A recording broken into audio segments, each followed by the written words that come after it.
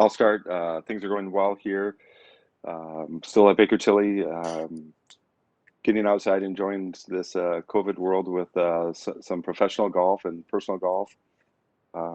Kids are doing good to go, and work continues to be busy. I've been to the office a whopping 2 times in the last year and a half, so picking something up and dropping something off. So there we go. All right, how about Dwayne? You're up next.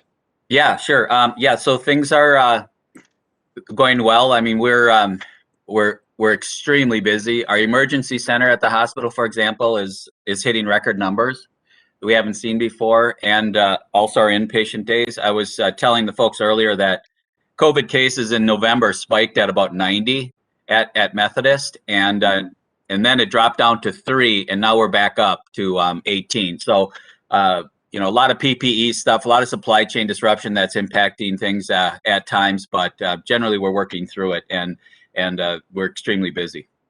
And I'm in and out of the office, in and out of the hospital, so it just depends, and at home too. So yeah. Kurt? Having a great summer. Just got back from 2 weeks hiking in California in the Sierras, and had a great time doing that. Knee deep in putting a couple hundred solar panels on a commercial building, so that's good. And having a great summer. Oh, awesome. Tony? Morning, all. Yeah, we're hanging together.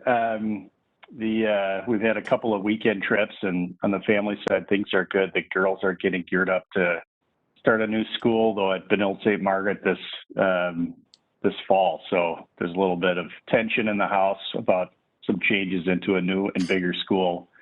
On the work front, Ryan is just chugging along. We've been on the luckier side of the client list, coming out of this type of economic turbulence. We have our biggest clients are Target, Kroger, and Amazon. And if you have seen kind of what's happened in grocery and general merchandise and online retailing, it's been really accelerated, and a lot of our development projects have been going exceptionally well as well. So I'm knocking on wood, but we've been experiencing some heavy growth through all of this, and we expect that to continue. So team size has grown, volume and profits have grown, and try to manage that additional workload while going in and out of formats has been a bit of a bear.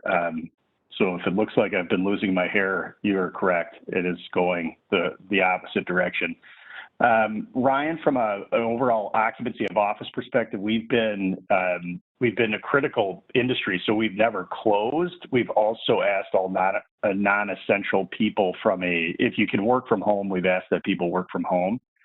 And like I think Dwayne was talking about earlier, we've kind of slid it back continually, and we're going to slide it back again based on what's been happening here. So we're hopeful that people make smart decisions regarding their own bodies and healthcare, and we are hopeful that the government puts forward more direct requirements. And because we have offices across the country, we're trying to create one COVID policy that balances the whole, and that's just been really hard for us because our offices in Florida and Texas are very different from our offices in Minneapolis and Seattle from an overall health and habits and all the other things you can imagine on that end. So that's what I got. You can take it back. Yeah. Jim, how about you? All right, good morning. Get myself unmuted here. Well, I've been doing well, trying to navigate COVID and building this project. It's been a challenge. I'm in the office today. I've been starting to come back to the office. Both James and I are here in a big vacant spot, so most people are working from home, except for our field crew. They're still out there working. But it's been a challenge, and so far we haven't necessarily been hit with verifiable claims, I'll put it that way, from the contractors and suppliers, but there's a lot of talk out there. I'm surprised we haven't been hit harder with materials. We'll probably see that more in the systems contract as they start ramping up. But been able to navigate so far. I'll be talking about some challenges here outside of COVID, but On a personal level, doing good. Was out in Wyoming, Montana, doing some biking myself and doing my annual thing. I'm from Wyoming, so I try to get back there every year. And getting set for my son to go out to Colorado to school here. So things are a little stressful leaving the nest type thing here. So, Oh, that's great. yeah. Yeah, good luck with that. All the Thank you. best. Sophia? Sure. So, the outreach team is a very public team out and about. And so we had this nice brief period where we got to be unmasked outside doing things, starting to set up in-person meetings, and obviously backpedaling that just a little bit. We still have the opportunity to do many of our in-person kind of tours outside. My son just made appearance in the background, is about to start kindergarten, so getting him set up for that. And kind of winding down the summer. I also got to do a bunch of hiking and things like that, so that was nice. Awesome. Dan? Good morning, everyone.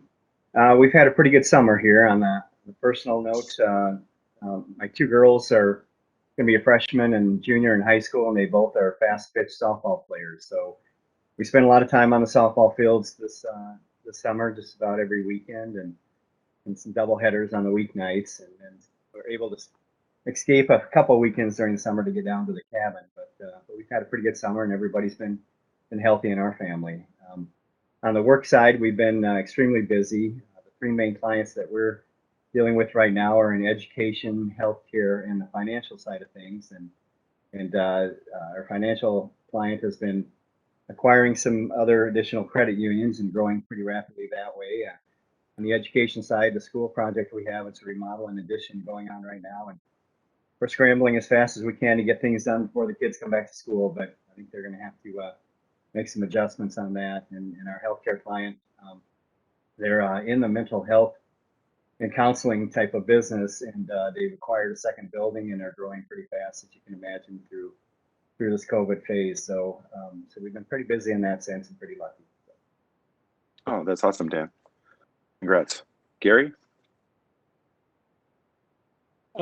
Yeah, my family's doing well. My daughter just started pharmacy school at the University of Minnesota on Monday, and my oldest daughter is down in Chicago, and she starts at the University of Chicago in their evening MBA program. And she's a UX designer for websites and so forth, and she's doing really well. She graduated from Michigan State, the other one from Montana State. I'm at Star Bank now in Eden Prairie. My wife, it was in the paper a while ago, she left after 32 years of being at Wells Fargo. She left and went over to Bell Bank. And so the kind of banking along, and kids are doing great in school. So Some good transition. Got it. Congrats on the daughter. James? Yep. Good morning. Yeah, I have a son who is entering his senior year of high school. So for those of you who are familiar with that, getting him ready for that, getting him ready and starting to think about conversations, we're already having conversations about what follows. And was able to achieve a nice goal this past summer. Many of you know I lived in Hawaii for years and hadn't been back there for many years. And so I wanted, before my kid jumps the nest, I wanted to be sure I could take him back there one more time where he was born. And we're able to do that in July. We were able to go for 3 weeks. It was just a really nice time on a lot of levels. So it was all good. Oh, awesome. Let's see. Dave Pellner, if you can hear us. Yeah, I got you. Can you hear me? Yep. Good morning, everybody. Great to see your faces. Yeah, it's been interesting. The Pellner Brood. Both our kids are out of college. I had one of mine graduate and through this COVID situation, which was interesting. But it's just my wife and I in our British lab at home. Everything's going great. On the work front, dealing with the same issues that all of you have been dealing with. We've been back to the office on a volunteer basis for over a year now. So I've pretty much been officing in our Minnetonka campus, and it's been going well. We put obviously a ton of precautions in place, as creating a healthy and safe environment for our people, but again, strictly voluntary.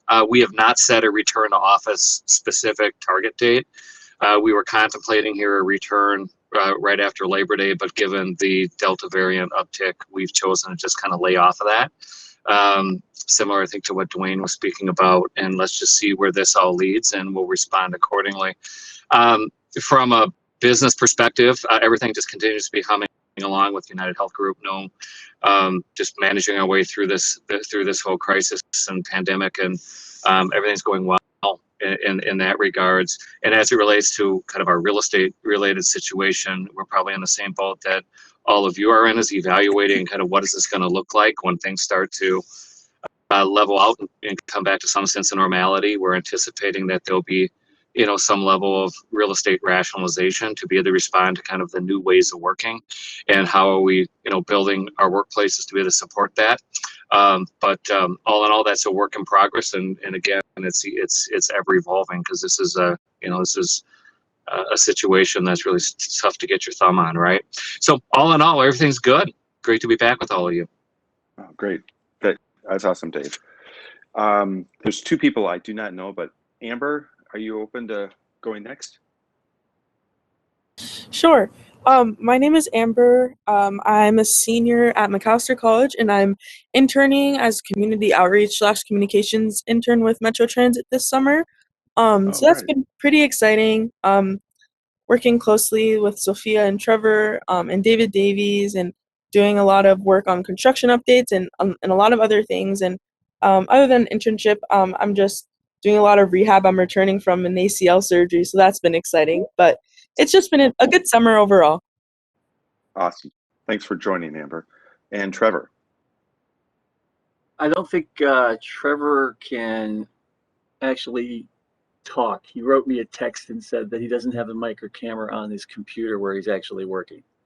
So. Okay, perfect. Well, I appreciate everyone's indulgence. Hopefully, have I missed anybody? Appreciate the indulgence. I always think it's important to know people in these settings a little bit, maybe professionally at a minimum, and some personally too. Right? It helps create some good bond and understand why we're here and how we're representing Southwest. I know there's I guess, Dan, if you're okay, just obviously calling the meeting to order according to the agenda, the chair's update. I don't think there's really anything except there's going to be the next quarter management committee meeting is on September 1st. Dan, anything that you've got? No, I don't think I have anything to add to that. So with that, Jim, Sophia, James, I think we're going to hand it off to you. Thank you. All right. So I think I'm leading off, aren't I, James, for this? Yep. I'm okay. Available. Can everybody see the PowerPoint? Yes. All right, sounds good. Okay. Well, I thought that, since we haven't met in some time, we've been out in the news quite a bit this year with our construction schedule and some challenges we've had. And some of you may be dialed into this. I know, Dan, you've probably seen this. Will, you've probably seen this presentation. But I wanted to get everybody dialed in, so it might be repetitive for some, but I wanted to talk about some construction challenges. First, I want to say that for civil construction, in general, things are going pretty well. If you go out on the alignment, you'll see there's a lot of work being done. And we're about 50% done with civil construction overall with the 14.5 miles.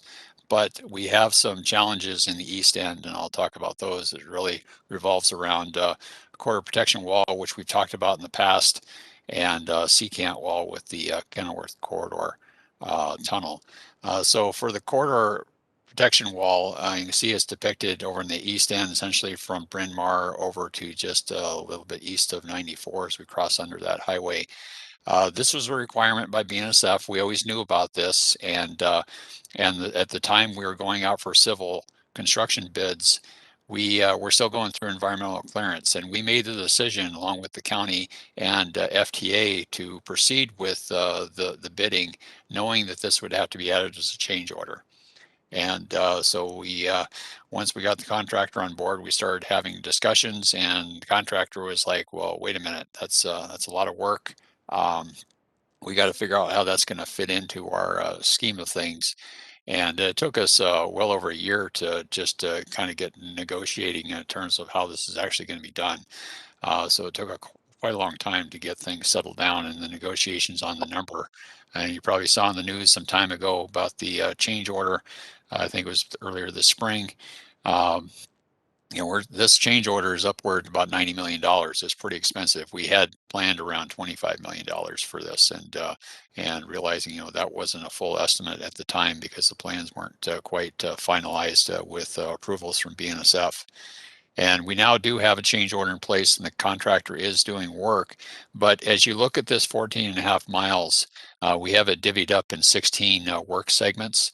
And within those segments, we have 6 completion milestones that are spread throughout the 14.5 miles. And because this quarter protection wall is going to cause some challenges with our schedule, basically we're going to be late. It affects other areas of the alignment because there are contractual ties from a milestone perspective, milestone completion perspective, that affect the west end and some of the middle parts.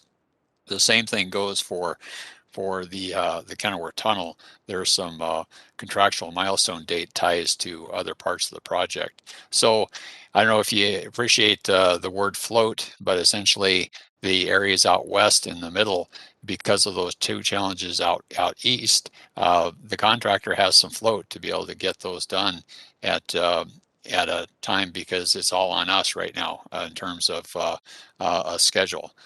That is changing now that we have the quarter protection wall in place. We have a date certain for that to be done, and we're working on the Kenilworth tunnel. That's probably our biggest tackle right now, to figure out how the secant wall is going to affect the construction of the tunnel, and I'll talk about that in a moment. So it's just kind of a high level for the secant wall, and I have a map showing where this is and all that, but it's really due to unforeseen conditions, and I'll talk about that when I get to some cross sections here.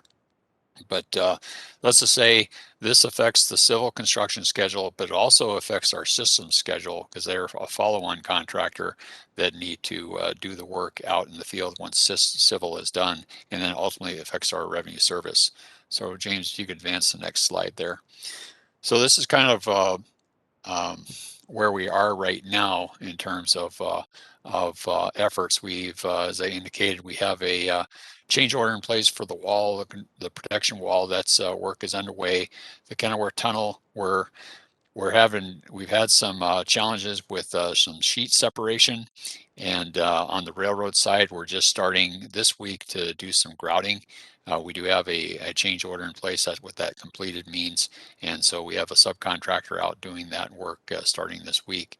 We have several locations where, as the contractor was pressing in the sheets, we had some obstructions, and we found that in the first initial cell that we were building for the tunnel, we had some separation, and some water and sand was coming into the excavation area from under the railroad, causing some settlement, and that's not a good thing. So we took a pause and took a look to see what we could do, and we decided that the best remedy was to get a grouting program in place outside of the excavation next to the sheets where we had those obstructions, so we could prevent any soil and water migration into the excavation to avoid that settlement. So that getting underway. The secant wall, we're just about to execute a change order on that. I'm going through board approvals on that item as well. And there's also things related to the sheet installation themselves, where there was some delay because of obstructions, and trying to figure out what we can do with some settlement challenges we had, which I'll talk about in a moment. And then we're also working with the contractor on a resequencing of what that tunnel construction is going to look like.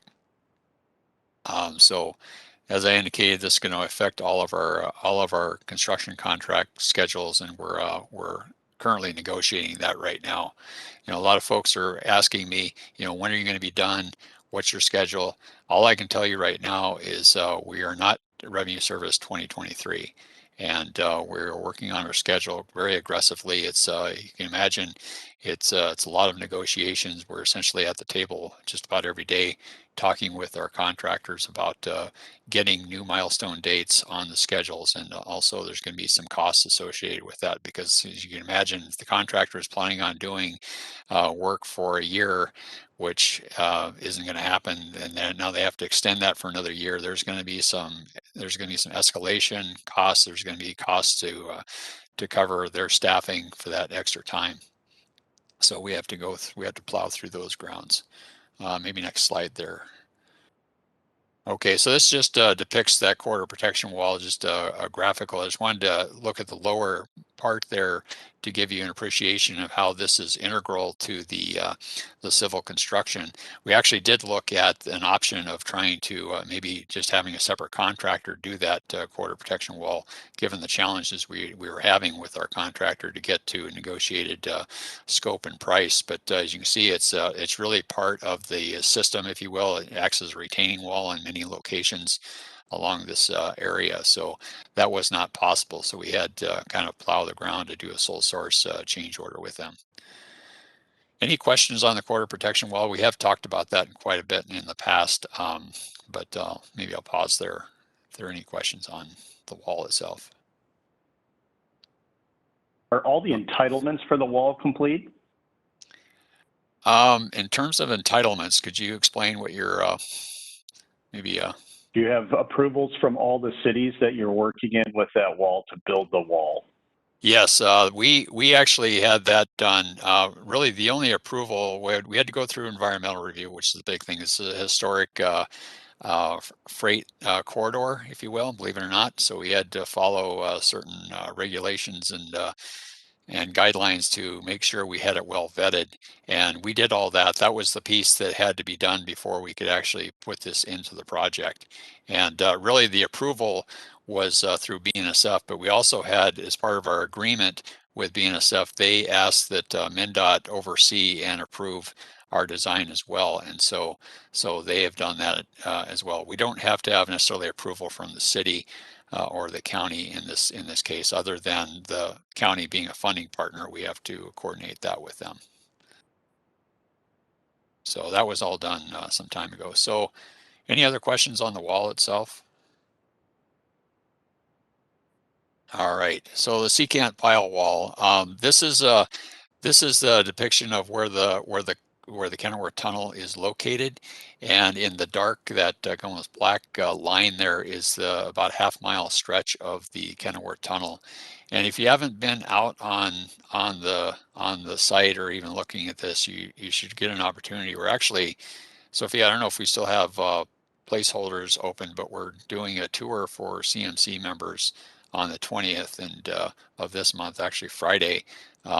It's worthwhile just even poking around and take a look at this, because it's pretty illustrative of the challenges we have building this tunnel in a very, very tight confined area. We don't have a lot of access. We're not allowed to be on park board roadways, for example, and so it's really just having to get access from both ends of the tunnel, although we have negotiated with the city to access from Sunset here once we get underway with the grouting and the secant wall. But in this case, we encountered some settlement as we were pressing the sheets in last year, and that caused some concern. And I've talked about how this tunnel goes right next to a 10-story condominium building and a parking ramp, and those are really kind of inches away from the supportive excavation that we're putting in for the sheet pile to build the tunnel. And because of that settlement, we had to really take a pause and take a look to see what alternatives we could have, because we didn't want to cause any damage to those buildings. The 10-story building is actually on a big ring foundation, so we didn't really see that was going to be jeopardized from this. But the parking ramp had it's got about 15 spread footings along the alignment, and we saw that there could be some damage possibly with some settlement we're seeing elsewhere as we're putting in the sheets. So we had to come up with an alternative method of supportive excavation, and thus a secant wall. And so in the area in blue, it's about a 500-foot section that we have to do a secant application here. So what this does, it really disrupts the contractor and how they were going to get this tunnel built. They were planning on building part of it, going from the middle, going out east and going out west, and they're really limited from going out west with this secant now having to be done. We spent probably over just about a year, because I was talking about this last year about this time about what we could do for alternatives. So we've been working very aggressively with the contractor and our designer to come up with a constructible method for this secant wall, and we're negotiating a price, and so we're finally there to get that done. So this kind of shows you what it looks like. On to the left is what the original plan was, where we have sheets on both sides, and what we have planned now for that 500-foot section is to do a secant pile wall. And you can see the cross sections, or the plan view down below, the difference between the two. Secant wall is going to be much more robust, but it's also much more expensive. It's going to take us about 10 months to get this secant wall put in place, so it's more time consuming as well.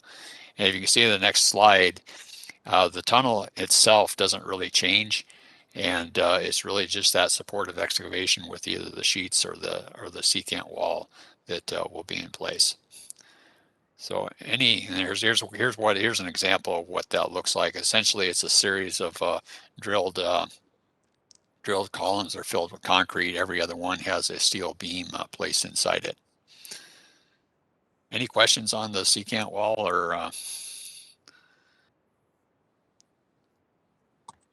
This is Dwayne. My only question is, what is secant a particular name for the construction type or the wall type?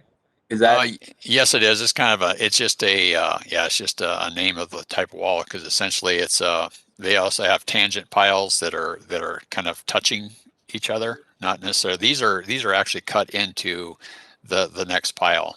So essentially it creates a wall of concrete, if you will. And so it's not a proprietary name. Secant walls are used. It's a common construction method. There's a parking ramp just in Uptown that had them. You use them downtown at Westminster Presbyterian Church, I know.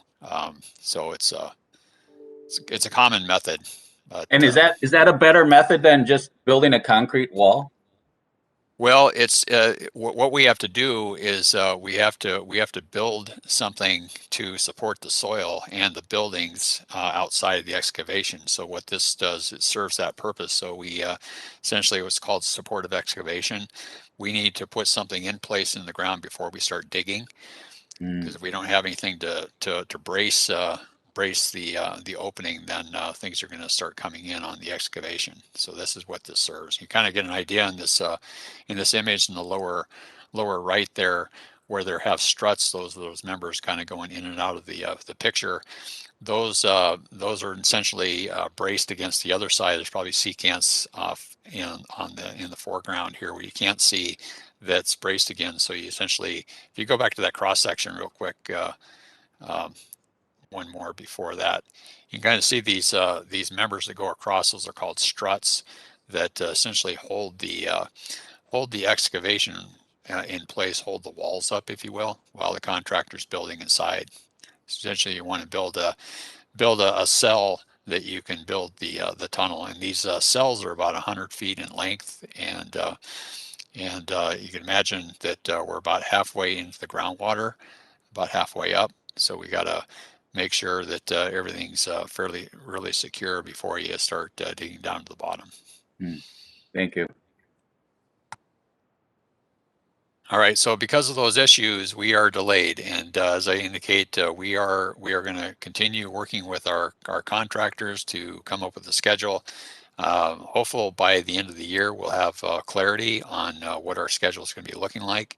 But one of the challenges we're going to have is out west, we're going to have a lot of built up structure that's not ready to go yet because of the tunnel and the corridor protection wall. And so we are looking at ways to to mitigate our revenue service delay by possibly maybe doing some testing out west before we have the whole line open, so we could be kind of work out the bugs on things. But that's something we're still working out with our systems contractor and our integration team. All right, any questions on all that?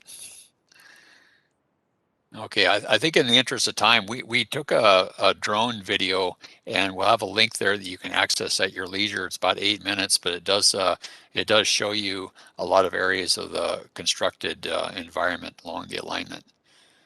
So James, we'll just start from the west and move eastward. So Southwest Station, this is a 450 stall ramp that we're marrying up to the 900 plus stall ramp that Southwest Transit owns. And essentially at the bottom level, this is where the train, the LRT station is going to be. The bus will be pulling up kind of where those James' cursor is. And we have a waiting area in the kind of the background there where James has his cursor. So that's coming along pretty well. A lot of piles here. I think there's enough piles to put them end on end to take you up to St. Cloud. So very soft ground. A lot of challenges here. So utilities, we have even some of where the buses are going to be staging, that's all on piles. We do what's called a load transfer platform, which is a series of piles that's and over that is a geogrid with soil that stabilizes, provides a stable area for to avoid that settlement challenges we have on this site here. Next slide. So Prairie Center Drive Bridge is right next to Southwest Station there. Contractors starting to put in the kind of the foundation for the tracks here. These are called plinths, those concrete pieces. And contractors will start putting in rail up here very soon. Next slide. Valley View Road Bridge. See a little artwork that the city of Eden Prairie paid for. So kind of a nice artwork there. 9 Mile Creek Bridge. Next slide. This is a pretty big bridge. Those steel beams are about 10 feet high, about 150 feet in length. It was quite an endeavor to get those up from Gary, Indiana. Those were put in place. We had about a 5-6 day closure with MnDOT over 212, and pretty interesting to see them install these curved girders here. It's quite an art to see all the workers in place. You have 2 cranes on each end. You have a whole bunch of workers. They're all bolted together. They got to make sure that they bolt them such a way they don't create unnecessary moments between the beam members. It's quite an interesting operation to watch. Next slide. This gets us towards the 62 tunnel. 62 tunnel is essentially now all constructed as far as the concrete, and we have a lot of retaining walls leading out to the west and also into Opus, which you can see in the background there. This is just north of the Opus area where we have Smetana and Feltel Road bridges. This is the Smetana bridge that'll be open here. James, I think that's going to be open later this fall. Okay. October. We're Okay, planning October. on October sometime. Yep. All right. So essentially the LRT is down where that equipment is, where that crane, the LRT will be running at that grade going under the roadway bridges. Next slide, please. This is one of our longer bridges, about 3,000 feet. You can see it, the piers. We're going to be going over the railroad, the Bass Lake Spur, and off in the distance is where that Smetana roadway bridge is located. You barely kind of see the concrete there. That has been a very extreme challenge building. There are a lot of challenging utilities up through there. Property owner is very interested in our work. They have a camera on us on a daily basis, and we're in touch with them just about every day on our construction activities. Okay, Shady Oak Station. We have about 11 stations that are either almost complete or just getting started with construction. Next slide, please. So this is the first track for LRT that had actually been placed. Kind of exciting. We did a little posting on that last week, and this is from downtown Hopkins over to about 11th, and just short of 11th, where we have track in place now, about 1,300 feet or so. If you haven't been in Exciting Hopkins, news, and Jim. Congratulations. well, thank you. You know, it may be kind of like, you know, what's the big deal, but it's really significant to finally get some LRT track in place. That's a huge milestone for us, to really kind of symbolic, just kind of we're tell folks that we are really here, because we honestly we still have folks out there that you know, why are you building this thing? And you know, why don't you just stop? And you got problems, and we're trucking along. We're going to get this thing done. So that's my story. So if you haven't been in Hopkins along Excelsior, try to come through here. This is a pretty big structure. This is probably the marquee bridge on the project. Concrete box girder bridge that spans about 400 feet over Excelsior and the railroad, and that's moving along pretty well as well. Now we're over in Blake. This is a pedestrian underpass. This had posed to be a lot of challenge for us because it's in the groundwater, it's contaminated. We had a gas line that was really challenging us last year, but we got through all that. So the western part is done, and off in the distance there are building the east section, because we essentially have to keep the roadway in place. Because it's in the groundwater, it's just, you know, it has to be cast in place to make it, get it sealed. So we're going to have water leaking in, but this has been a real challenge to build this little piece here. Off in Louisiana, we've got another area where a lot of soft soils. You can see the freight bridge has been built. The pedestrian bridge is off where you can't see, just off the other side of off to the right. This is in the foreground. This is the abutment for the LRT bridge as we come down along Oxford for our station, and so that LRT bridge is getting underway there. Further over in Beltline in St. Louis Park, this is the pedestrian bridge that we have in place. If you haven't get a chance to go out and see it, it's a pretty cool looking bridge. The station is starting to get some work done off to the right there. You can't see it in this image, but they're starting to get that work. Off to the left is a developer is going to be building a series of office and I think I'm not sure if there's going to be housing there, but we have about a 268 stall parking in a ramp that's going to be built there, where we have an agreement with the city of St. Louis Park to get that done. Okay, now to the tunnel. So this is that first cell, and this gives you an appreciation of what the tunnel looks like. So off to the sides are the sheets, and you can see there's some members going along the side of the sheets. Those are called whalers, and between those you see the tubes going across. Those are called struts.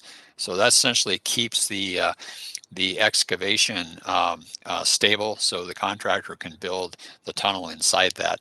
And what you see there down below is they've placed the leveling slab. Underneath that is what we call a tremie seal. It's about I think in this case it's about 5 feet thick, and that's essentially to provide enough ballast so it's not going to float on them during construction. And so a leveling slab, and then eventually they'll be able to build the tunnel inside that. And the tunnel will be sealed. It will be essentially kind of a burrito with membrane, a membrane going around the outside of the tunnel itself, and the bottom, the sides, and the top. Then on top will be the trail eventually. This is the Cedar Lake channel between Cedar Lake and Lake of the Isles. Kind of hard to tell, but off the right, we built a new freight bridge, took the existing freight bridge out, which was located right here where this construction is for the LRT bridge that's underway. And eventually we'll be building a pedestrian bridge once we take the existing bridge out of play. And 21st Street Station is coming along pretty well.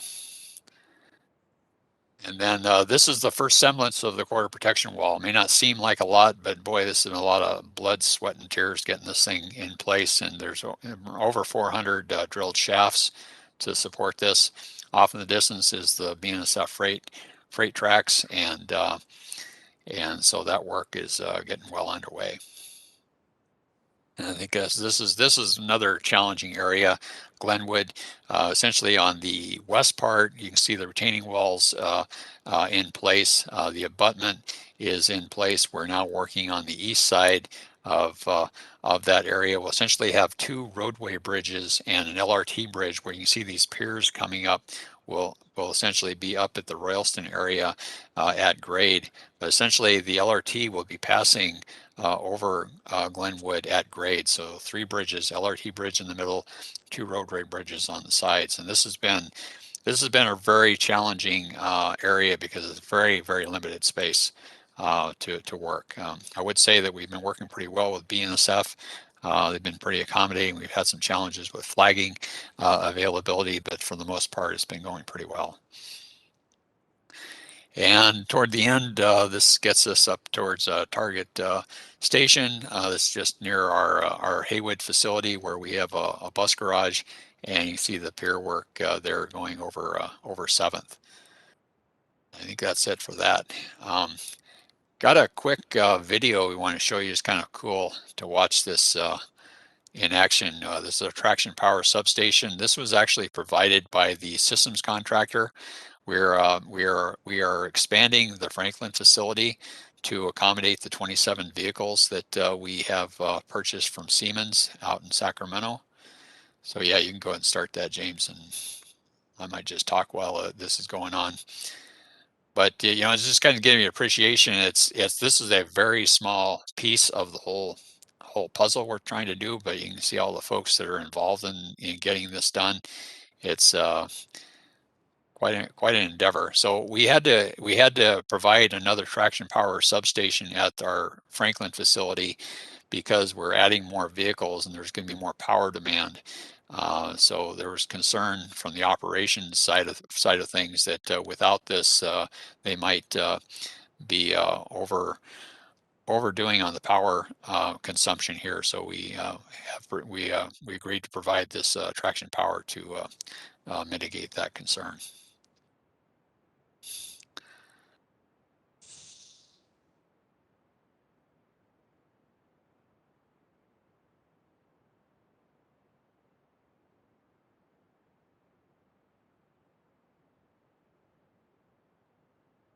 So I'm not sure, James, we know how long this actually took. This is obviously advanced quite a bit, but I'm not sure. I don't know if Trevor has that answer.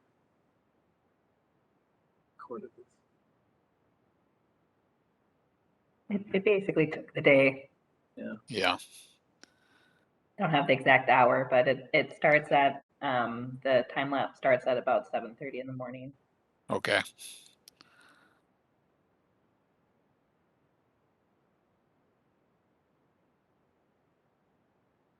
If you're interested, we also have a link to our.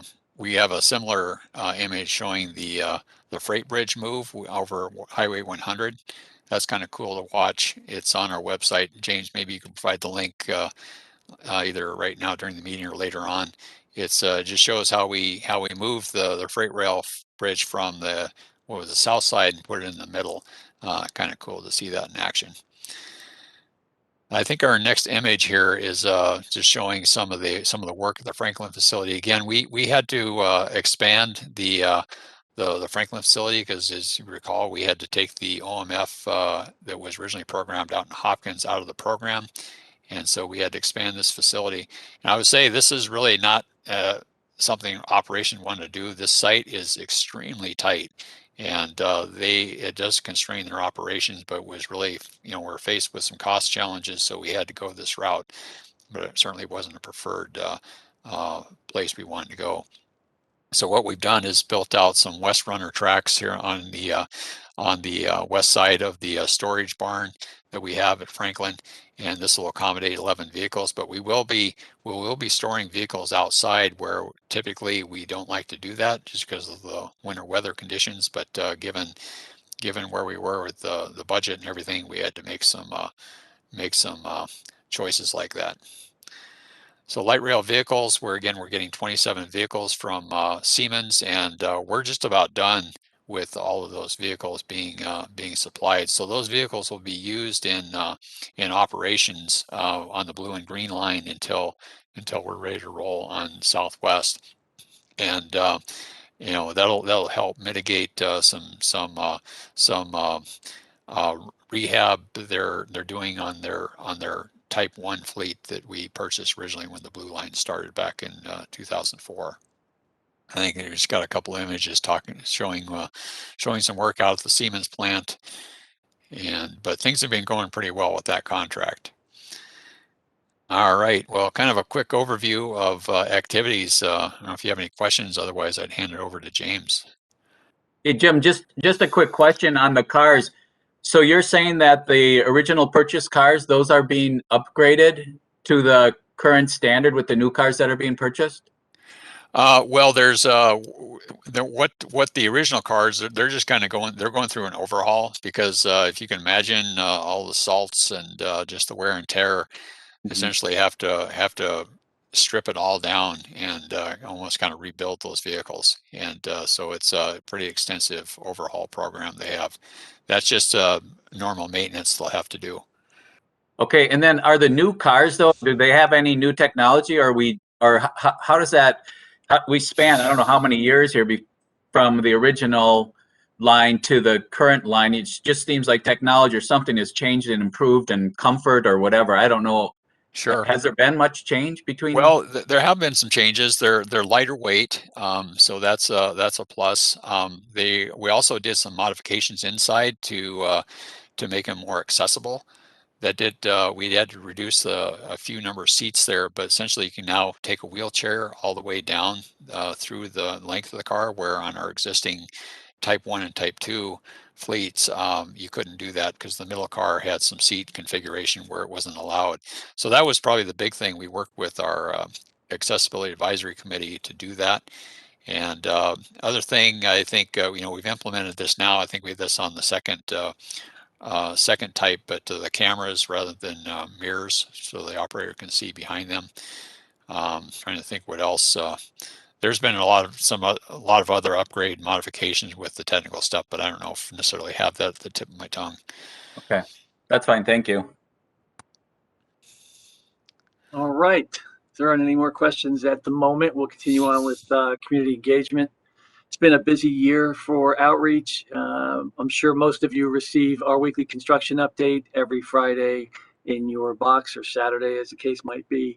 We have over 17,000 subscribers. It seems to be very popular. It keeps people informed every week of upcoming work throughout the corridor. So in any particular area of the corridor they might be interested in, or they work in, or drive through, they're able to remain updated in terms of construction, traffic, maintenance of traffic.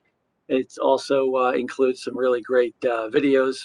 For instance, the virtual flyover, here, the drone footage. We have some great interactive videos on trails, and we just keep people generally updated. It's been very popular. We have also been busy with tours. We have our normal stakeholder visits. Each of our coordinators obviously is very involved with stakeholders in our areas probably on a daily basis, either through email or in person. But in addition, we initiated, as Sophia indicated earlier, some public walking tours. So we've had one in every city, and we started in June in the first iteration. We have the second iteration going on right now. I've got a couple, in fact, this afternoon in Hopkins and St. Louis Park, and then we will be doing some in Opus and Eden Prairie. And then they've been very popular, and as long as they continue to be popular, we'll continue to have these tours into the fall, and we'll have another iteration sometime probably in September, October. So this is we're also continuing to do tours for different agencies and obviously different community organizations. This was a Three Rivers Park District tour in May. You can see the group going under Blake Road. This was an APWA corridor tour, and getting back to that Excelsior Bridge, you can see from the other side. The drone shows you an aerial version, and this is from below. You can see how impressive that bridge is. That was recently in August. That was a great tour. And then in addition to that, we have our normal outreach events, especially in the summertime in each of the cities. And of course, we continue to be active in social media as well. Does anybody have any questions about public involvement? If not, then I will hand it over to Will or Dan. And that concludes the PowerPoint. Yeah, thanks, James. Thanks, Jim. As it relates to outreach, any questions that people have from your kind of circles and corporate communities, is there enough communication going out, or is there anything we could be doing differently? I think the updates every Friday are spectacular and well appreciated.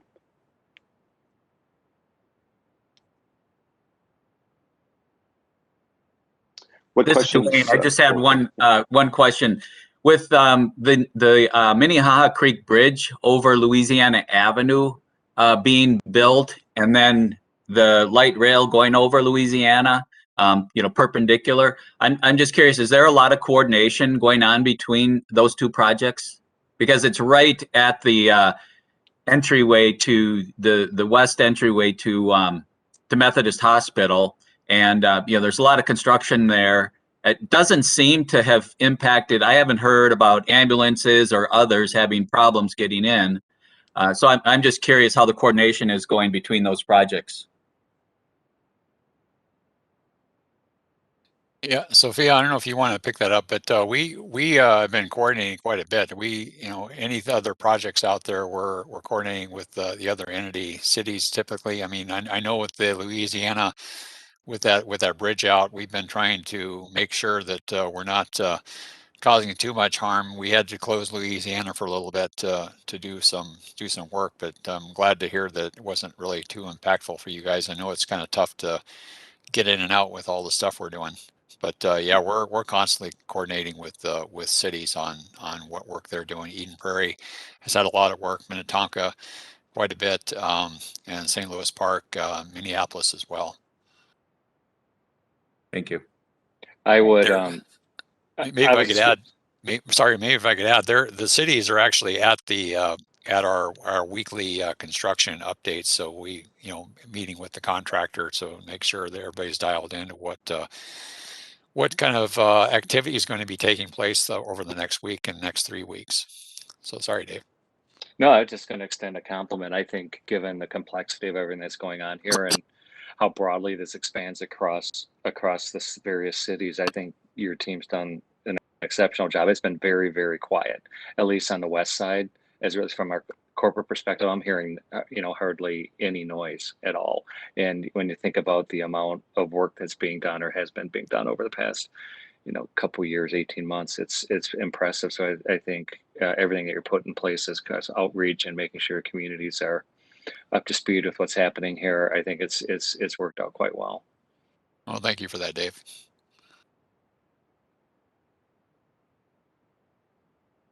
What questions do you have for Team Southwest?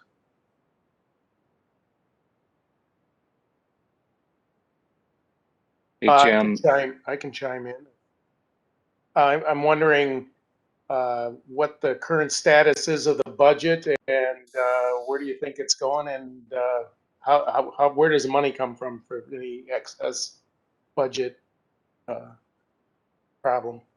Sure, Kurt, I'm glad you asked that because I did want to touch base on that. So you probably saw in the news that the county did essentially release the 10% that they were required to do. We had to have that in place to get the full funding grant agreement from FTA, and so it came time where we needed to do that. We were at the time we were about 51 million left in our contingency bucket, if you will, and so we saw that with the Secant change order, which is just under $30 million, so it's pretty expensive.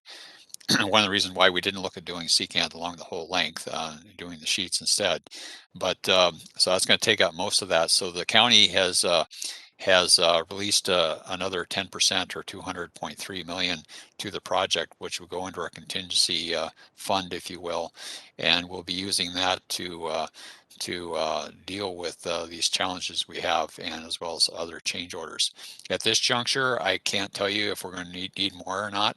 as something we're going to be working very closely with, understanding for their contractors, but we know that we're working very closely with Hennepin County and FTA. And if we do need to have more funding that comes into the project, to be conversation with those two entities to see where we can go with it, with if more funds are needed. So it's just really kind of a complex. Right now, I've got. I'm involved in some pretty heavy conversations with our civil contractor to come up with a schedule and a cost associated with that. And we're starting to have this conversation with our systems contractor as well.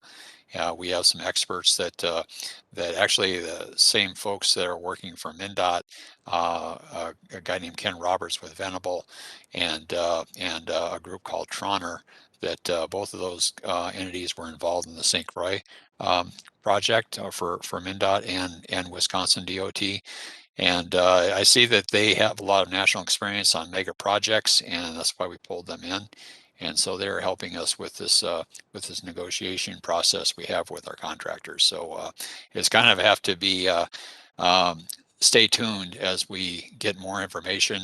And it's kind of one of those things where we don't want to come out with a number that's just extremely gargantuan that we may not be there. We want to come out with something that we have comfort of what that number is going to be, what that date's going to be. So we've been really cautious on trying to maybe limit on speculation on what things are going to be. I know that's caused some frustration out in the arena, saying, what are you doing? Well, we are working on it. It's just taking longer than I had hoped, but we are making progress. I'll just tell you that as opposed to places like Maryland, that I don't know if you follow on a national level, where they don't have a contractor, and they're actually procuring new contractors to get back on board. We are talking to the contractor. We're having productive conversations. They are being cooperative. I would say they probably want a little more money than we would anticipate, so that's something we have to work out. And but I see that we'll get an end to this, but it's just going to take some time.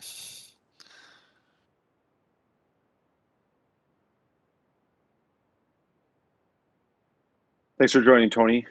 Thanks for that question and answer. What other questions do people have? I was gonna kind of probe into the questions on budget and schedule. So Jim, you eloquently addressed the budget related status. If I understood you properly earlier in the call, you mentioned that you're certain that you're not going to see operations of the line in 23. Did I hear you properly? So Yes, we're now somewhere in 24 or beyond, and you're not able to commit yet to a particular schedule. That's correct, Dave. 23 Okay. is just really out of the picture, and we're trying to figure out what that date is. And again, it's kind of a we're trying to mitigate things as much as possible. So we know that integration testing is going to have some problems. It's just standard. We've gone through this on the other two lines, and so if we can get ahead of the game and do some testing on maybe some of the western parts, because that construction is going much more advanced compared to where we have things in the east right now, that could help us try to rein in that revenue service. So those things are being discussed with our contractors to see how we can do that. We may have to pay a premium to essentially do testing, because right now the program was to do the whole line tested, all at once, and now we'd be phasing that. So there's going to be additional costs with that. So we have to understand what that is going to be implying. But anytime you're talking about the cost of time, and the longer we have contractors out there, the longer we have revenue service, the more costs are going to be, because we have to pay for force account, we have to pay for consultants. And not only, so it's just a whole bundle of things we need to consider as we're looking at this situation. All right, thank you. Jim, I have a question regarding the Franklin storage facility and maintenance facility. You mentioned that the additional cars are going to be stored outside. Excuse me. And I wonder if there's a way to try to work that back into the budget to try to get some sort of protective cover or barrier or something. It seems like a big investment for this entire line, and then to have to store some of those cars outside, given our climate, that is going to cause additional wear and tear on some of those vehicles. And I think that if it hasn't been looked at, maybe it should be revisited to even put some sort of type of light gauge metal shed roof type of protective barrier over those cars or something to protect them from all the snow and weather conditions that we have here. And I just wonder if there's been any discussion about that. Yeah, that's a good point, Dan. And it is something we are talking about. We're actually also looking at, we have some additional space over in the end of Central Quarter, the Green Line, that might be a potential for another shed. Don't know if that's really gonna amount to anything or not, but it is something that Metro Transit is looking at. For this project itself, I don't foresee that we'd be adding anything in terms of scope. There's already a lot of sensitivity to add more to this project, and so we've been really not doing that. And so I just say, be frank with you, the appetite of adding more scope probably is not there at this juncture. And I think it's something we'll be looking at from an operations perspective and working with our funding partner, Hannah County, on that as well in terms of what we can do long term.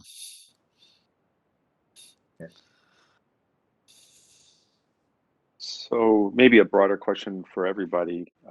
The Quarter Management Committee, again, the group that oversees this project, is getting together on September 1st. Any questions or feedback, comments that you think are appropriate and important to share with the Quarter Management Committee in a couple of weeks?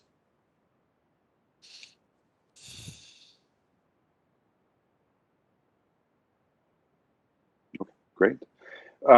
I think the last agenda topic is trying to identify, again, just validate a cadence of when we get together. I think my thought, Dan's thought, and Team Southwest was maybe a quarterly cadence. Does that seem to make sense for everybody, or anyone think differently?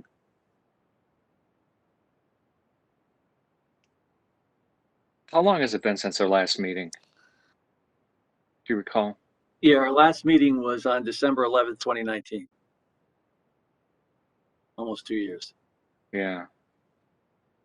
And so are you getting the value out of these discussions? I'm wondering if quarterly is too frequent and whether semi-annual would make more sense.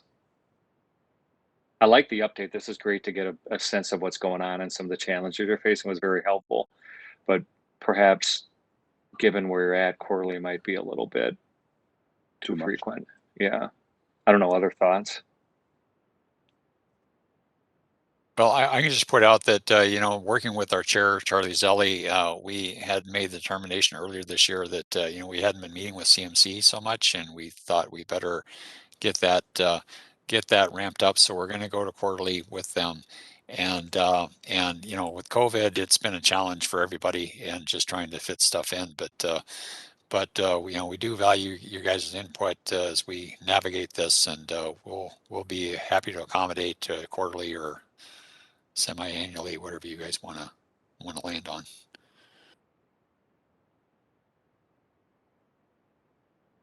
Well, do you want to start a quarterly and maybe just have just a shorter touch point, maybe just to cover the kind of what's fresh and not belabor it, and go maybe manage it that way. And if we find that it's just not of benefit, we can always scale it back. Yeah, I guess the question for me is literally more grounds, it continues to get turned over and things added, rails, etc. If that sparks more interest because of things happening in your respective backyards, we could certainly, I'm not a fan of having a meeting for the sake of having a meeting. So I was trying to be intentional with the progress as well as with the Quarter Management Committee coming up, that it'd be good to at least let them know that we kind of reconvened as well. So why don't we play that one by ear, Dave? Mm-hmm. Whether 3 months out or 6 months out, maybe more dependent on updates and progress as appropriate. That'd be important for this group. How does that sound? Great. So for Jim, James, Sophia, any questions we can help answer, or any other perspectives that you think important for us to hear about? I think we'll just, we're noting that we'll check in with the chairs kind of on a quarterly basis just to kind of see what's in the ether and desire to talk about, and whether we meet or not, I guess can depend on kind of the project announcements that we have as we get to completion things and major milestones or updates and whatnot, and go from there. And you know, even if we're not meeting, you know where to reach our outreach coordinators. And you know, the COVID world's making it so that we can't be out and about as much, but you know, just kind of want to continue to extend the invitation as this project gets moving. If you do want us to come and meet with employees or whatever, just that is always an option to reach out to us. Great, perfect. Dan, anything else you have? No, I think that sounds good. I think we'll just kind of, like you say, play it by ear and just meet as we need to. I think that you're in the phase of the construction right now where there's a lot happening, but it's not all happening very quickly because there's a lot of work to be done in building these tunnels and seawalls and everything. So I think that as things change and there's you know, some more significant updates that you think we should be aware of, that would probably be the time to try to reconvene then. So great. All right. Well, appreciate everyone's time this morning. Thanks for joining. I know it's mid-August right now, so I hope everyone enjoys the upcoming weeks. All the best with kids going back to school, and appreciate everyone's time today. Take care, everybody. Thanks, Will. All right. Thanks, Thank you. Everyone. Have a good day. Have a great day. Meeting adjourned. bye.